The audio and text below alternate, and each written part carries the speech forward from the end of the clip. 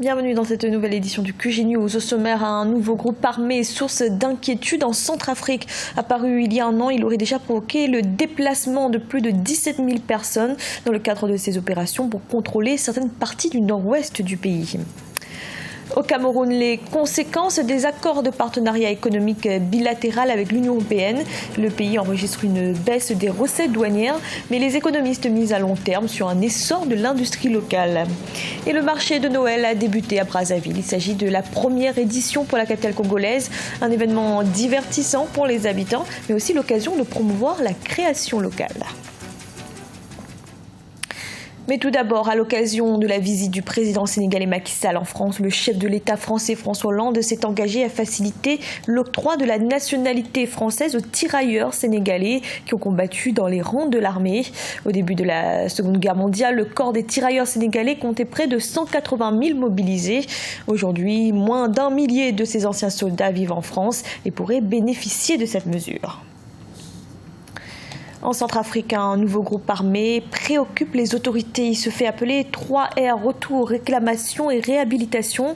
Il est apparu il y a environ un an dans le nord-ouest du pays avec comme but affiché de protéger la communauté Peul. Mais aujourd'hui, on estime qu'il aurait déjà provoqué le déplacement de plus de 17 000 personnes et cela malgré la présence des casques bleus de l'ONU. Maria Madramé. Recrudescence des violences en Centrafrique, dans le nord-ouest du pays.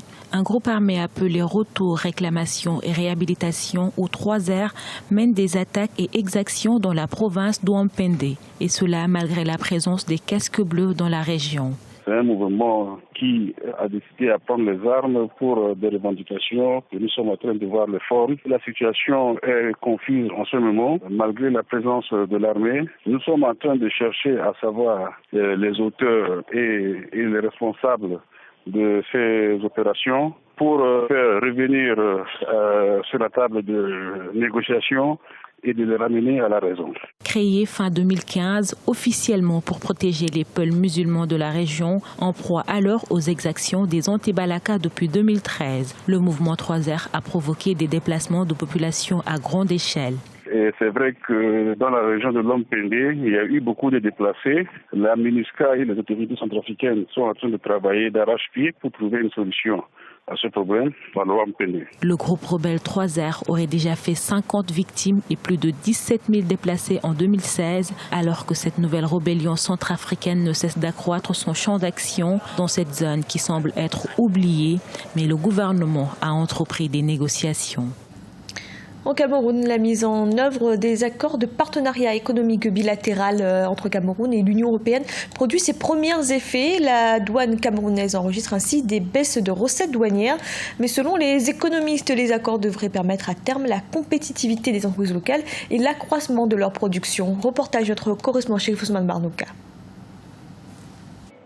Les accords de partenariat économique entre le Cameroun et l'Union européenne sont entrés officiellement en vigueur le 4 août 2016. Un mois et demi après, la douane camerounaise accusait déjà un manque à gagner de près de 84 millions de francs CFA. Outre la réduction des recettes douanières, les spécialistes évoquent le creusement du déficit de la balance commerciale. À l'inverse, les APE permettront les importations de matériel industriel indispensables à l'essor de l'industrie locale. Les APE ne sont pas venus freiner les exportations. Dans ces 2 premières années, c'est une opportunité pour nous pour mettre à niveau notre industrie, la rendre performante et produire davantage pour satisfaire le marché camerounais, le marché de la sous-région. Pour profiter pleinement des APE et faire face ou tout au mieux accroître les recettes douanières, le Cameroun gagnerait selon les spécialistes à diversifier ses sources de revenus et développer les échanges commerciaux avec les pays de la sous-région. L'avantage du Cameroun tient de sa résilience qui elle-même est fortement liée à la diversification de son économie. Ça, c'est ce que nous exhortons les uns et les autres à faire, c'est-à-dire produire davantage et faire en sorte que notre économie, qui est une économie de consommation, devienne plutôt une économie de production. Et dans ce cas, l'essoufflement du Cameroun va cesser, le Cameroun ne va plus piquer du nez, il va retrouver l'embellie que nous espérons tous et la sous-région va également bénéficier de cette embellie-là.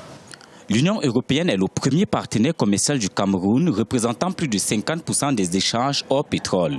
Avec l'entrée en vigueur des APE, accords de partenariat économique, le Cameroun s'est engagé sur une période de 15 ans à libéraliser à terme 80% des importations venant de cette zone.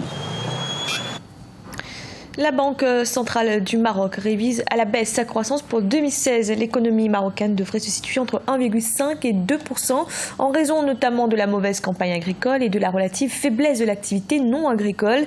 La croissance devrait toutefois repartir au cours de l'année 2017. Diane Ndiaye.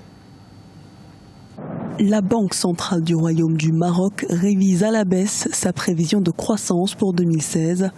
Banque Al Maghrib établit dorénavant sa prévision à 1,2%, avec un repli de 9,6% de la valeur ajoutée agricole. L'établissement public du Royaume chérifien table sur un ralentissement du PIB non agricole à 2,6%. L'agriculture, justement, a subi ce contre-coup induit par une année, si vous voulez, où il n'a pas plu suffisamment. Tout le monde s'en est plaint au Maroc, mais aussi en Algérie, en Tunisie. C'est une année qui n'est pas terrible au niveau agricole. Banque Al Maghrib poursuit ses prévisions avec un taux d'inflation qui devrait avoisiner 1,6% en moyenne au terme de l'année 2016. Pour l'année à venir, il devrait revenir à 1% avant d'augmenter à 1,5% en 2018. On prévoit un taux d'inflation de 1% pour 2018, 1,6% en 2017, donc on est plutôt dans le sens du maintien d'un contrôle de la politique monétaire par les temps qui courent. Je vous assure que c'est quelque chose de très important et ça montre qu'il y a un pilote à bord. Il y a quelqu'un qui, effectivement, joue, je dirais, a une crédibilité absolue sur les phénomènes monétaires. L'économie marocaine devrait continuer son évolution erratique. Si l'activité se montre si irrégulière, c'est qu'elle dépend pour une grande partie d'une agriculture soumise aux variations pluviométriques. À moyen terme, et sous l'hypothèse d'une campagne agricole moyenne pour les 2 prochaines années, la croissance devrait s'accélérer à 4,2% en 2017 et s'établir à 3,7% en 2018, selon la Banque centrale. Au Congo, le marché de Noël a débuté à Brazzaville. L'événement est organisé par le ministère du Tourisme. Il s'agit de la toute première édition. Les autorités espèrent en faire un lieu de convivialité, mais aussi permettre aux créateurs locaux d'exposer leur savoir-faire. Reportage de notre correspondant d'Eva Pansou. La première édition du marché de Noël a été lancée ce mardi 20 décembre 2016 en présence de plusieurs membres du gouvernement ainsi que le corps diplomatique installé en République du Congo. Érigé sur l'avenue de la Patte-d'Oie dans le premier arrondissement de Brazzaville, Makelekele, cet espace devrait permettre aux visiteurs de passer des bons moments en famille tout en profitant des offres de différents stands. À travers les différents continents maintenant, le concept même de marché de Noël est adopté et maintenant ils fleurissent. Nous on en est, c'est vrai, à notre première édition. On en aura une seconde, une troisième et peut-être que l'impulsion sera donnée tout le long des différentes villes ailleurs. Ce marché constitue un véritable espace commercial. On y trouve des restaurants, des bars, des jeux pour enfants, un podium pour les expressions culturelles et bien plus. À cet effet, le Conseil national de la jeunesse pense que cette initiative encourage le civisme. Cette initiative, comme on a bien su le dire, renferme encore cet aspect du civisme pendant la période des fêtes. Que ces fêtes soient un moment de plaisir et de joie pour les jeunes, et non des moments de casse ou des moments où les jeunes vont briller par des actes qui ne vont jamais nous honorer. Pendant 2 semaines, les visiteurs viendront s'approvisionner dans ce marché de Noël. C'est également une occasion de promouvoir la création locale ou les articles made in Congo. On appelle le peuple congolais à venir nombreux au marché de Noël. C'est une opportunité. Il y a des choses qu'ils vont trouver ici qu'ils n'ont jamais vues.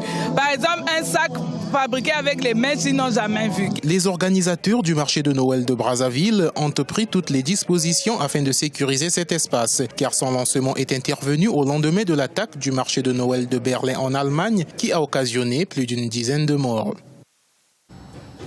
Ce journal a été réalisé par l'ensemble de la rédaction. Merci de l'avoir suivi. Retrouvez dans un instant une nouvelle édition de l'information.